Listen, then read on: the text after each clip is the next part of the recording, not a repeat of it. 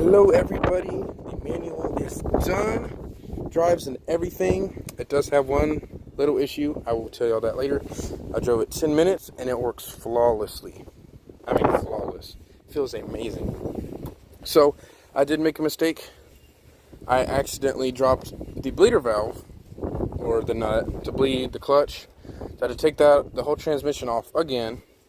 And then I accidentally ruined the throwout bearing because I didn't know you're supposed to bleed the T56 style on the pressure plate.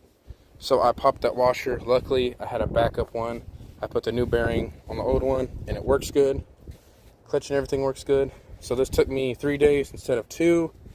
So I could have had this done in a couple days, but I did make a mistake. Everybody makes a mistake. It was a good learning experience. So the one drawback that occurred is there is a bushing for the drive shaft, and that is very worn out, so it does leak a little bit when I drive. Luckily that's a cheap fix. It's about, I think, $20 total for one from Drift Motion, so I will be having to put that in shortly. Luckily I won't be needing to pull the whole transmission and all that garbage. So that's the only issue I've had so far.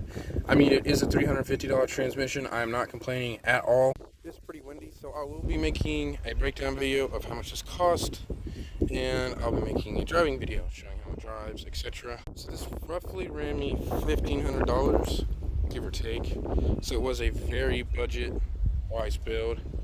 I could have gotten another $500 and extended the housing, but it is a street car, so I'm not really looking for looks on the inside. I will probably extend that later and just redo it and fix it up. Otherwise, the throwout bearing, this is a pretty simple swap, I'm not gonna lie. You already have your cutouts and the firewall, all that stuff. It was pretty straightforward.